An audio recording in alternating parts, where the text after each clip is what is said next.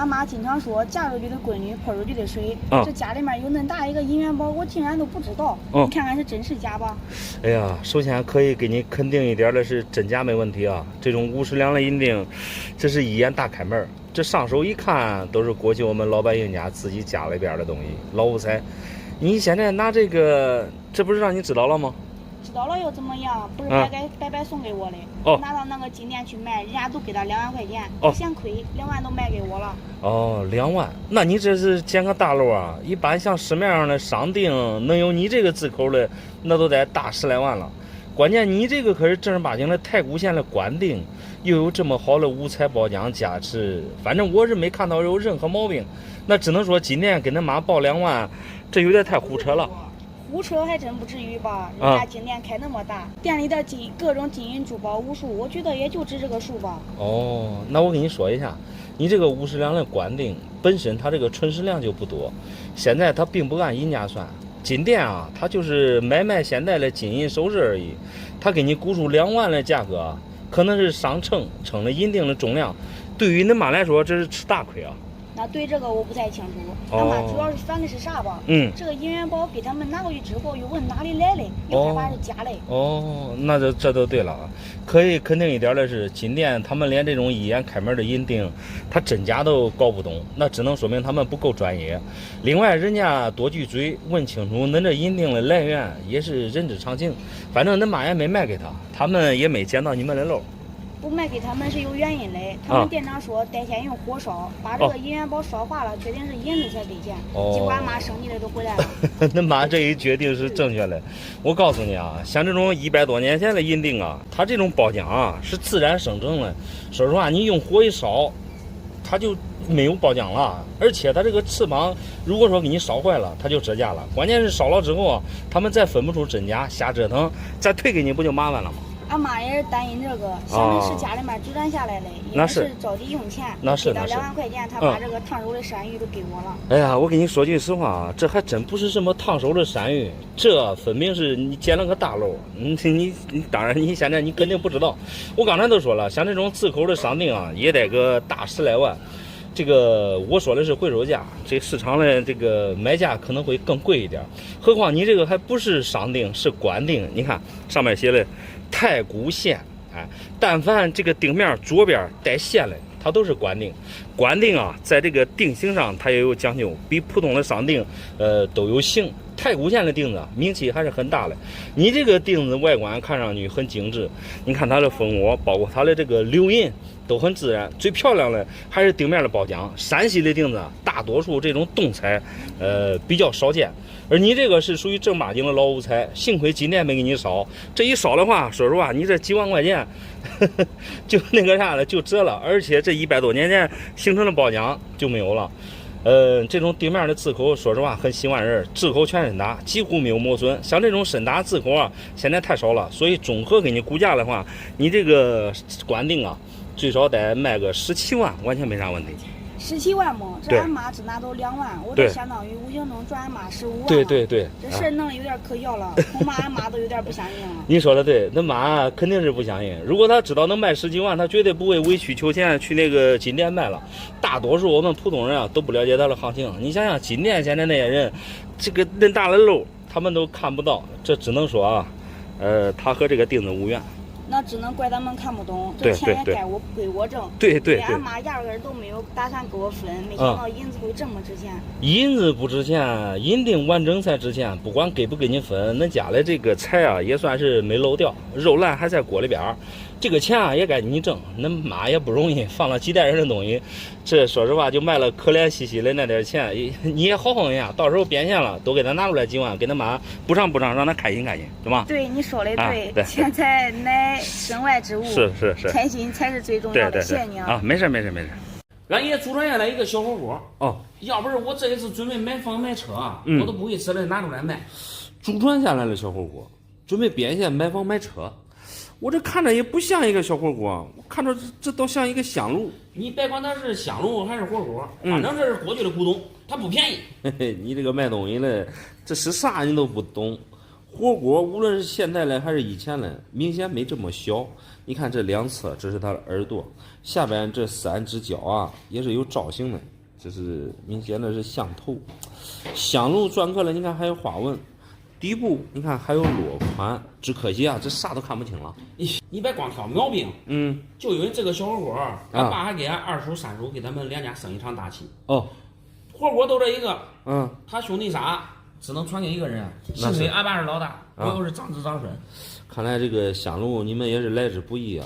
我倒觉得他们弟兄3个之间撕破脸皮，为这么一个破玩意儿，对吧？不值当。你这是饱汉子不吃饿汉子饥啊！像这种过去的老古董，他不都是钱吗？你说谁给钱过不去啊？误会了。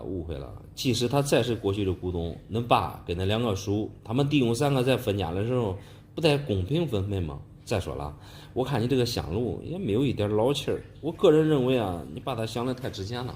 你别看我不懂，我跟你说实话，不分给俺二叔、三叔是有原因的，因为他们家条件都非常好，个个都是百万富翁了，都那么有钱了，凭啥还跟我们争啊？你这话说的都不够一句了。恁二叔、三叔他们再是百万富翁，对吧？他们也有权利分家吧？他们都那么有钱了，都不应该再跟我们争了，争来争去有啥意思啊？我发现你的思维是有问题的。第一，你二叔、三叔虽然说有百万之巨，但是他们的钱也不是分家分来的，凭本事挣的，那很光荣。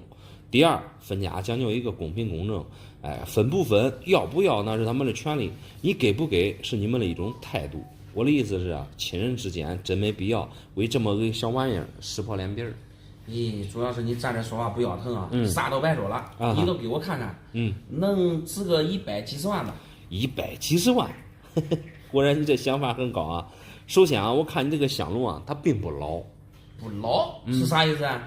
不老就是不倒带。你像无论是过去哪个年代的东西啊，首先它这表面的包浆是会说话的，而你这个表层，说实话，你看像喷了一层漆，尤其是它从这个炉口可以看出来，你包括外面和里面的颜色它不一样，所以没有包浆，它就没有老气儿。另外啊，像你香炉上，你看篆刻了有这个图案，你可以细致的看一下，很粗糙。过去的香炉要么没有图案，要么就是它的雕工很漂亮。这上面说实话，这雕工我看也不行。然后再看一下它的材质，来听一下它的声音啊。我感觉啊，它这也不是纯铜。另外还有它这个落款，你看它这个落款，你看就没有打好，这是属于典型的半成品。用我们行内的话来说，就是属于残制品。如果估价的话，差不多也就80块钱的东西吧。80万，80万有点少了啊！再给我加50万。不好意思，是你听错了，不是80万，是80块，100块钱以内。因为你这个香炉，我看啊，它就是新的，也就是最近这几年做出来的。我只是给你打了一个参考价，我看啊，完全是你想的太高了。我看你啊，都是不懂。北京的专家啊，都给我报价了100万，我怕卖亏了，我才过来找你呢。没想到你这么不识货，我还是去找他吧。哎呀，我劝你啊，还是多找几个人问问价，千万别上当了，不然啊，你这后悔都来不及了。好了，你那实体店太坑了。也不知道是谁想的点子啊！这儿子的女朋友啊，第一次来家里边，竟然让我给她准备1000的红包。你给我看这个银元能值多少钱？儿媳妇第一次见准公公、准婆婆，给个红包啊，显得够重视。来，我看你啥个银元？他们女方啊，倒是重视我儿子啊。这俩银元是我儿子去他女友家给的见面礼。没想到竟然是2块破银元。这2块银元状态不错啊，这矿街都已经评级入盒了，而且这都不是便宜的壁咚啊。银子便宜的不得了，给他俩随便称，估计也没有4两重吧。那你按重量算的话，你别说4两，也就40多克吧。但是2块状态都不错。你看这个63分的蒙古唐旗，这种银元在咱们这边比较少见。另外一块大清宣三深板龙，这壁面多少带点光。这2块价钱不错啊，对你儿子应该是很重视啊。我感觉不够重视啊。我儿子拿回来第一时间，俺媳妇儿说这俩银元，绝对不值600块钱。因为俺媳妇儿以前她家有银元，以前一个才卖100多块钱。那媳妇儿说的没有依据，你别说不值600，你现在后边再加个0也不好买。他100多块钱一个，卖多长时间了？具体多长时间我还真不知道。反正我都感觉啊，这银子便宜得很。你的感觉不对，因为你对银元不懂。100多块钱一个卖银元，我肯定的告诉你，那最少得20年前的事了。20年前那时候，银元的这个市场价也都是100多、200的样子。因为现在银元啊，早就成倍成本的翻上来了。翻不翻我不知道。我主要反正是张口就给我们要红包。要就要，他一下子要封1000，我想着200就够了。反正我心里很不舒服。那确实，谁碰到你这种情况，谁都生气。准备了是自己的心意，强行要了，说实话，多少让人不舒服。主要是我儿子没出息，就怕他对象生气，啥事都依着他。哎呀，我觉得吧，也不怪咱儿子，毕竟啊，这个他去女友家，人家家长你看准备了这2块银元搁这放着了。如果你真封200块钱的话，你显得礼尚往来不对等，就该说你小气了。我也想大气一点，关键是这俩银元不值钱啊，多给他钱的话，我们心里也不舒服啊。哎呀，你们确实是误会那亲家了。这俩银元啊，非但不是不值钱，而且啊，还是超出了你们的意料。先说这个最便宜的这个蒙古唐吉，你看这壁面上写的全是蒙古文，这种银元在我们这边比较少见。其他的咱都不过多的说了，就看你这个壁面状态。你看评级给的是 MS63分，壁面带转光，正儿八经的微流通配项。我给你中规中矩估一下价钱，大概市场价也就是1500-1600吧。1500？对。老板，你这说的跟真的似的。啥银子能卖那么贵啊？我给你纠正一下啊，这个银元啊可不能按银价算，这好歹现在也算是无机文物了，并且是越来越少的东西。另外一块这就更贵了，这个大清玄3是我们大家经常玩的这个币种，龙阳3000克里边第2贵的银元，加上今年是龙年必选的银元之一。你看它这个状态吧，虽然说只给了一个 AU 50分，但是我觉得啊，这光度都接近 MS 了。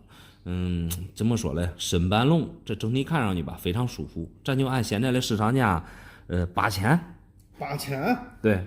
我的妈呀！没想到这现在银元都那值钱了嘛？对啊。这幸亏是来问问价，如果要真分200块钱的红包，那真是丢大人了。主要是你对银元不懂，这个对他们的这个价格把握的不够精准，也很正常。现在大家条件都好了，给您未来的儿媳妇啊，你分个1000-2000嘞都无所谓，最主要是不能丢了面子。毕竟人家这2块银元在这放着了，不说比人家的多吧，差不多也得有啊，对不对？你说的对。我这就回去给俺媳妇汇报价格去。对对对。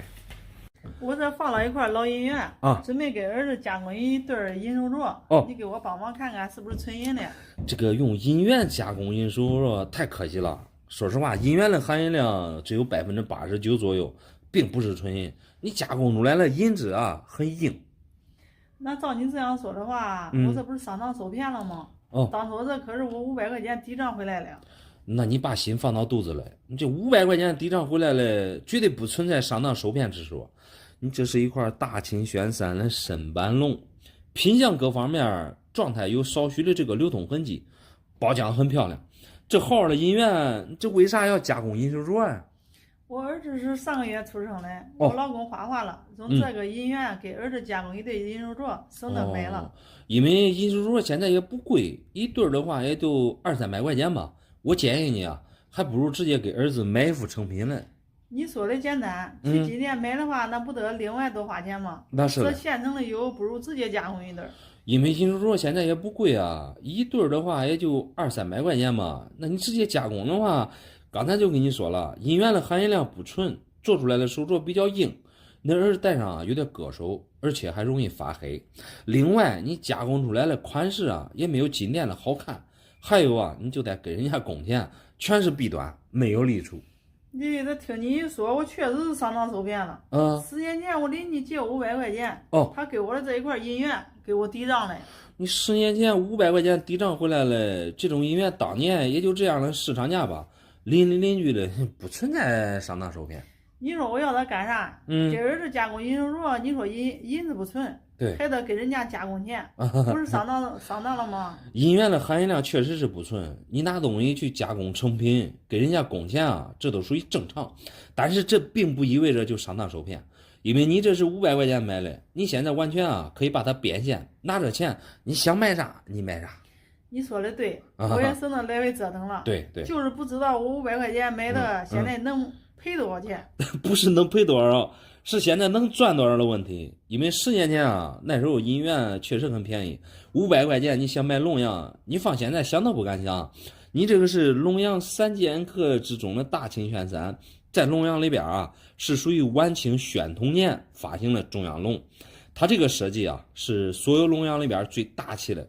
咱都不说它这个发行量有多少吧，就单说你这个状态，你这个壁面，它这种包浆是一眼开门的，好在无伤无戳。因为过去的银元啊，大多数都带戳字，带戳字的话，就相当于是壁面有瑕疵了。实话实说，你这个状态确实流通过，因为大清主要是看它的画质，你这个画质啊，多少不是太明显。龙鳞也算是很一般吧，因为咱老百姓家里边出来的银元。说实话，多少啊，它都存在有一些流动痕迹，边上你看稍微有一点磕，这也属于正常。凭你目前这个状态的话，我给你来估价的话，差不多也就5-6千块钱，这还是有的。5-6千块钱？对，这我感觉不少了。那是嘞。这今天幸亏是问你，这一不小心加工银镯子了，估计是不值钱了吧？那说实话，这个银元只要一毁坏，它就是26.8克银子，你也知道含银量只有89%左右，人家那3个9的主银，对吧？现在也就1克5-6块钱呗，你算算你这20多克银子能卖多少钱吧？100多块钱。难道毁坏只值100多块钱呀？对，这不懂的话，真是容易闹笑话。那是嘞，现在确实没有人用银元加工银手镯了，几乎是没有了，因为以前银子便宜，银元也便宜，用银元加工银手镯比较划算。现在是卖一块银元能买几十对这个银手镯了。对，那啥都不说了，我这直接变现，拿着钱买给孩子一对金镯子去。对，银子换金子，直接升级，你这是一举两得吧？我怀疑啊，俺老丈人忽悠我了啊！给俺媳妇儿下了8万8的彩礼，俺老丈人却送俺媳妇儿100块银元。你这是不是有啥误会？8万8换回来100块银元，你这叫稳赚不赔啊！来，我看看啥样的银元。我怀疑这银元应该是假的，我放煤气灶上一烧，一天这么着，直接变黑了。哎呀，我看你这银元没问题啊！你看它这边齿的话，这都是一眼开门的东西啊！你放煤气上烧，肯定发黑啊！你这是当我没学过化学吗？银子越烧越白，绝对不可能烧黑的。哎呀，具体你烧的是哪一块是啥样的还不知道。像你这种银元啊，它们的含银量只有89%左右。光你拿过来的这些，这都是一眼开门的东西，真假没问题。这里边我看还有很多带龙的，还有很多带板的呀。啥带板带龙的我不清楚，因为我家里面有电子秤啊。这100块银元啊，我放秤上一称重量，只有区区的5斤半的重量。按斤算的话，才值30千块钱吧。那你这样算不对，100块银元确实5斤半的重量，但是银元啊，它又不按银价算。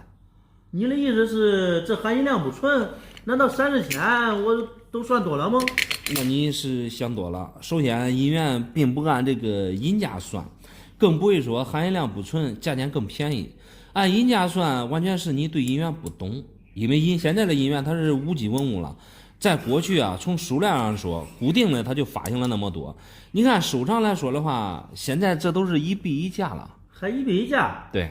以我老丈人的态度啊，我感觉他就不会对我好了因为当初他给我要彩礼的时候啊，说8万、18万、28万，让我们随便拿。结果我拿个最低的8万8。说实话，你的感觉啊是错的，给你没要太多的彩礼，足以可见的老丈人啊是一个宽宏大量的人。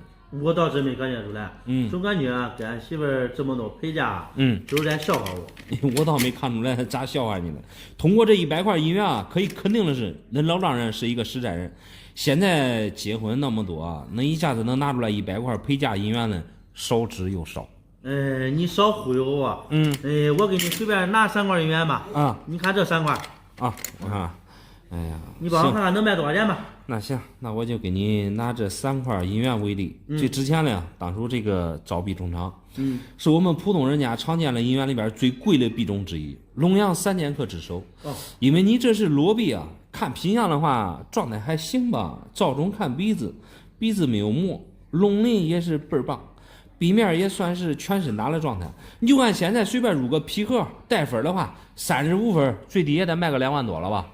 这一块20多克的银子能值2万多吗？对，你这不是忽悠我吧？我想不通，这银子咋比黄金都贵呀？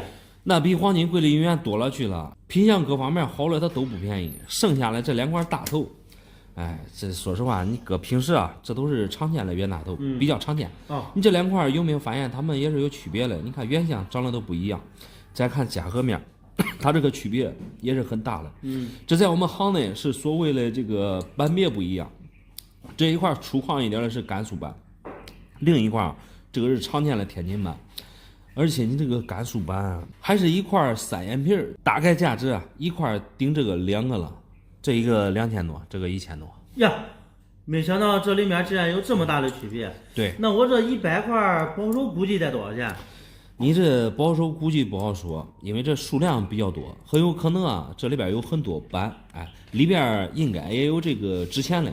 你看普通的大头估算的话，100块轻轻松松10几万嘛。如果里边找到有特别值钱的斑，我感觉20万差不多应该是绰绰有余。呀，听君一席话，胜读10年书。啥都不说了看来是我见识短了。主要是你不懂，了解清楚之后把这个误会解开就行了。东西不错，为了方便保存，我等一会儿给你拿100个这个保护盒，给你好好的装进来，省得磕住碰住了。还送我东西？对，好，真是个好人，谢谢你啊。没事。哎，你别看我是个收破烂的，大字不是一个，但是我不差。你看我这4个秤砣，是不是老古董？哎呀，大爷，你这俩很明显是秤砣，你看上面写的有字儿，2000克。另外这俩，这可不是铁秤砣，这造型很明显跟这秤砣都不一样。因为我不识字儿，但是呢，我也不傻。你说谁家秤砣能光卖2000块钱？你说的对，我们常见的铁秤砣，像这么大个的肯定卖不了2000块钱。实话实说，你这俩造型倒像过去的那种银亭，你看上面写的字体和现在明显不一样。这东西是哪来的呀？具体哪来的我都忘了，时间长了。因为我是一个收破烂，天天走街串巷。收别人家，收别人破烂，都一点印象都没有了。那你收这么贵重的东西，竟然没印象了，这只能说明你运气太好了。那这俩银亭具体多少钱收的，恐怕你也没印象了。确实没印象了。收来的时候不贵，因为这些东西都很普通普通的碎铁烂铜收过来的。废铜烂铁能升到品相保存这么完好的银亭，只能说明你捡了一个大漏。这说了我都想去收破烂了。说实话，我回收古玩那么多年，一般像这么好品相的东西，99.1%以上的都是个人家传下来的。你当废铜烂铁卖，我倒是第一次听说。其实呢，我刚开始我并不知道是什么你说的银亭。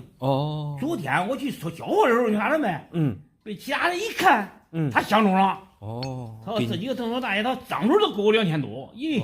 给你2000，那足以说明这东西远远不止2000。你想想，正常人谁会2000块钱买这些废铜烂铁？我也这样想的。冒着天的，这4个秤砣咋给我2000？这东西虽然我不识字儿，但是呢，我绝对不说我里头不简单的有内容。你这是属于典型的职业敏感。本身像你们走街串巷收破烂的，每天风里来雨里去的，赚的就是别人的差价。虽然说你这大事不是一个，你这不卖给他们是对的，不然你这就亏大了。我肯定不卖给他们，因为他们出了2000块钱，就这要么要不是铁，要么是古董或者啥其他东西。你说的完全正确，确实不是铁。你这说实话，你用手托着，这重量比铁重，颜色跟这铁都不一样。你看铁时间长了，它会生铁锈，而你这俩很明显，这不是铁锈。你可以听一下它的声音，你看这个，人家经常说乡亲扑打人，听声音可以听出来，他们就是含银量在90%以上的。这两样东西是正儿八经过去的银亭，你通过它这个造型很明显可以看出来，它是属于你看中间窄，2头宽，重量规格是25两，你看上面标注了有，大概也就是3斤以内，1300克左右吧。如果要是3斤的话，那一个的话，那就是好几千了。对，幸亏这我没有卖给你这。那你看现在的银价算确实是2000多一个，但是一般像这种品相的这个银锭由于它这个年限比较久了，你距今说实话大几百年了，况且你这俩，你看这保存的还都不错，字口还比较清晰，品相也没有太大的伤，还没有壳。按现在保守估计的话，差不多一个得大几千，最少有的我感觉得上万了。啥都别说了，你给我鉴定一下估价。哦，我算是看明白了。他给我2000块钱，就是里面有蹊跷。那蹊跷确实有，哎，既然别人能给你出价2000块钱啊，最少可以证明一点，别人认出来了，这俩这绝对不是普通的承托，因为你们的职业不同，2000块钱对吧？你要是让放别人身上，那个估计别人都毫不犹豫的都变现了，毕竟这东西啊也是按废铜烂铁收过来的，2000块钱肯定是大赚一笔啊。别人卖我肯定是不卖的，你不卖，因为我不识字儿，但是我心里明白。哎，我可不是傻子。真正谢谢你啊，小伙子。没事，你鉴定了。没事，不用客气，不用客气。我心里明白了啊，没事，给拿回家好好的保存。以后这个急用钱的时候，到时候再变现吧，好吧？好，再见啊。没事。这一次可把我气坏了。俺弟结婚，我说给他随5000块钱，俺弟既然嫌少，没办法，只能把医院卖了筹钱了。你先消消气儿，只能说明你这个弟弟啊太不懂事了。5000其实已经不少了，来我先看你啥时候医院。我感觉也不少了啊！不光我弟嫌少，连我妈也嫌少直接都给我下指标了，最低得拿2万块钱。碰见恁弟跟恁妈啊，确实让人很无语。好在你这几块医院真假没问题，差不多能帮上你的忙。我这是背着俺老公拿出来的，你给我看看里面有没有值几万一个的。哦，这10块医院，这基本上都是常见的冤大头，还有北洋龙。好在这笔面上，这都是无戳无伤的状态，这没看到医院有特殊的斑啊。这谁告诉你这一个能值几万呀？俺老公说的呀，他说这些100多年的东西了，现在市面上很少见，哪一块拿出去都得能卖上万。因为没有医院的人家太多了，他们想买就得掏那么多钱。恁老公说了也对也不对，家里边没医院的确实多，他再是100多年的东西，对吧？现在每个币种啊，它都有一定的市场价。我也怕不值钱，所以一下子都拿回来了。该不会是俺老公也不想让我给俺弟拿钱吧？如果不想让你拿钱啊，根本就不会给你拿这些银元变现了。弟弟结婚啊，当姐的肯定要拿钱。我没想到恁弟竟然嫌少，恁妈在后边也给你压力。看来恁娘家人啊，应该是遇到啥困难了吧？确实是遇到困难了。俺弟结婚啊，下彩礼、买房、买车，花了不少钱，也给别人借了不少钱。最主要是俺这个弟妹啊，爱攀比。他结婚，他姐都拿2万，我也必须拿2万。那这样说的话，彼此理解一下就行了。毕竟人家姐对吧，拿2万，你拿5000，显得确实有点小气。我生气就生在他们这个地方爱攀比，把我老公气的也没话说。确实，恁老公也不知道该说什么。你当姐了多给点也无所谓，毕竟恁弟弟条件也不是太好，拿2万就拿2万吧。反正恁老公家里边这家传了有这银元，这不是给你给这承诺要了吗？还好有这10块银元，你赶紧给我算算能卖几万吗？卖几万确实有点难。你主要是把这些银元啊，看来是太过贵重了。你这10块银元里边最值钱的，就是你这2块北洋龙。哎呀，我看一下，你这只可惜啊，是2块长尾龙。这个34年的北洋比较常见。之前的卷3起4、艺术字、开运、连珠板，这些板你这俩都没有。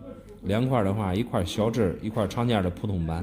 小质板和普通板的价格是一致的，所以也没什么区别。这个品相的话，也算是通货吧。好在2块北洋龙的龙鳞还都不错。2块给你估价的话，也就5000多块钱。2块才给5000多？对。我还以为一块能值几万呢，这卖完差不多也就2-3万嘛。说实话不到2-3万，你这剩下来这8块冤大头就显得更便宜了。第一，这里边没有之前的8年，普通的9年也没有，都是常见的3年、10年。另外8块里边也都不带板，带板虽说和不带板有价格差异，但是这个价格区别也不大。好在你这笔面都无戳无伤。现在市场价一个也就1000左右吧。你这是越估越少了，我还以为随便卖2块，够我给俺弟随2万块钱彩礼了嘞。你不会是看我急用钱在压价吧？你不要多想，绝对不存在压价之说。你的这些银元啊，这都是常见的币种，因为现在价格也比较透明。一块你别说压价了，一块能错100、200，这10来块就错1、2千了，这还得了？这传出去啊，非得让人家看我们的笑话。那行吧，先给你吧，以后有钱了再买10块回去。那行，先应应急也可以。农村人见不得别人比他过得好。我这彩礼下了2根大金条，俺邻居逢人就说我这黄金是假的。说实话，你这2根金条颜色倒是挺黄的，重量总感觉有一点欠缺。那邻居为啥说是金条是假的？他就是标准羡慕嫉妒恨。他家闺女下了8万8的彩礼，他羡慕我这2根金条。原来是你们2家攀比惹了祸。如果这2根金条是对的，那这个当彩礼确实不一般。这么着，这里边你看还有一根适量的大黄鱼，字口挺清晰。另外一根，这个是应该是个人熔炼的。按现在的金价算，如果是真的呀，这可是20多万的市场价了。你把如果去掉，什么如果是真的？这正儿八经的真黄金。你这口气和俺邻居说的一样，可把弄得不清。这走街串巷当了几年的银匠，这咋可能有眼一看就不是黄金来的？其实过去的银匠可厉害了，经常和金银打交道，含金量有多少，他们用眼睛看确实能看出来。我感觉他就是在胡扯，他不是用眼能看出来，他就是羡慕我彩礼太多了。你彩礼下来比别人多，别人嫉妒也很正常，这是你的理解。总感觉啊，别人见不得你过得比别人好。但是那邻居他是一个老银匠，金银的专业知识还是比较通透的，说不定他说的是真话嘞。难道你就没有向他问一下为什么说是假的吗？我问他就是自取其辱，我只相信我对象。我对象虽说平时有点不靠谱吧，爱吹个牛啥的，但是结婚下彩礼这件事他不至于忽悠我吧？他为人我还是挺了解的。你就是再了解，对吧？有质疑你也得把它当回事儿。毕竟结婚啊，他不是闹着玩的。这个下彩礼虽说是一个形式，但是啊，也能看出来一个人的为人。为人非常好，虽然说家里面条件有点差吧，但是他对我很好呀，我想要什么他都能满足我。对你好是一件好事。我来给你分析一下这个事儿的来龙去脉。恁对象给你下2根金条，恁邻居啊说这俩是假的，这个说话得有依据。正因为他是银匠，有发言权，你认为啊他是羡慕嫉妒恨。反正啊，你相信恁对象，这个不会给你加金条，对吧？对，是就是这样的事儿。现在弄得俺村里面人人尽皆知。俺爸说让我找个专家来鉴定一下，为我男朋友辟谣，以示正听。其实啊，以示正听是对的，把这个真假搞清楚。我想问一下你的态度，如果这俩金条是假的嘞？还能咋办？2半。这假的几率应该不大，俺对象应该不会忽悠我。哎呀，其实你拿这2根金条出来啊，多少真假还是有点怀疑的。整体我看了，他们俩也不是太舒服。先说你个人熔炼的这个金条，颜色偏暗，重量太轻。黄金是所有金属里边比重最重的，而你这个托在手里边轻飘飘的。最主要啊是你看熔炼的这个地方，它没有燃烧过近。因为不是黄金，所以黄金在熔炼的时候不存在这种现象。另外，就听一下它的声音，你看敲击的声音啊，很明显太轻飘。因为黄金的声音虽响，但是听起来啊，对吧？它应该是很沉的。而你另外一块这个大黄鱼，你拿过来我一看，你看它上面的钢印就不对。你看这几个地方，它这个钢印，先不说字体，你就看它扎了凹陷的程度，就说明做的不够逼真。因为黄金比较软，正常的钢印轻轻的一扎就很明显，所以这么深的印很明显啊，这是过度用力，缺少美感。都知道黄金啊，它不氧化，但是你看很多地方都显示了有氧化的，所以。这个我感觉它不是黄金。再来称一下它的重量，因为这个大黄鱼啊，它是标准的300多克。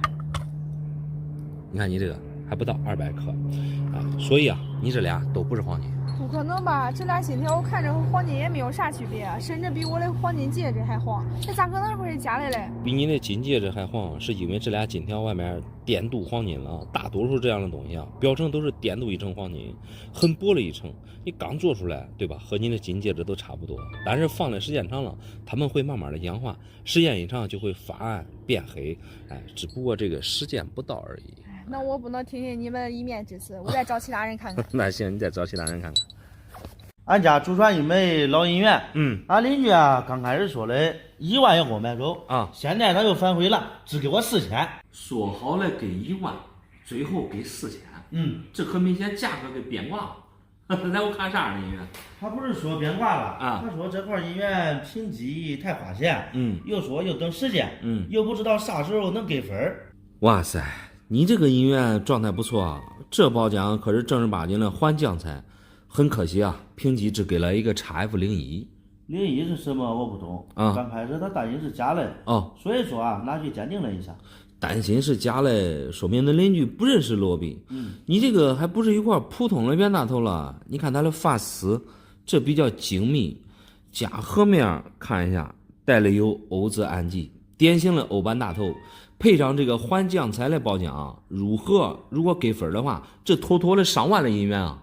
我邻居刚开始也是这样讲的，说什么评级如果给分的话，立马就能给我1万块钱。对，关键是这评分没给分，这也不是我的错啊。我知道不是你的错，这个银元评级给不给分，关键是看评级师的心情。你这个是国内的盒子，你可以拿到批核去拨一拨分。俺邻居也是这样说的，他说让我等1年的时间，如果说批核给分，立马给我1万。那邻居说的没错，一般批核评级时间确实更长一点，基本上从邮寄到入盒，差不多也就是在大几个月的时间。至于能不能给分啊，那邻居估计他也不知道。所以说啊，我现在就不想卖给他了。他这个人啊，说话不算话，看我什么都不懂，摆明了是想忽悠我。万一1年以后再给我弄丢了，我找谁要钱去？忽悠你倒是不至于。你说他这个人品啊，确实不值得信任。刚开始给你1万，评级没分，给你4000。对，我平时啊也是讨厌这种说话不算话的人。他眼里面啊全是利益。有利益可以相互理解一下，毕竟你们的邻居关系在这放着嘞。你想卖，他想买，本来就是两厢情愿的事情，只不过是去评批核。如果给分的话，那邻居啊更稳操胜券一点。我不管他了。你给我帮忙看看啊，我这个祖传的银元现在能值多少钱？其实我觉得那邻居给的价格也是中规中矩的，因为你像评级入盒的银元啊，有时候状态它只是一方面。既然入盒，首先看的就是它的分值，毕竟分值越高啊，价格也就越高。这是从评级入盒分值上来看。实物状态你这个欧版确实是不错，笔面你看这是换将才的味道笔，褒奖整体上来说是非常完美。像这种换将才的味道笔啊，平时特别少见，而你这一块褒奖比较均匀。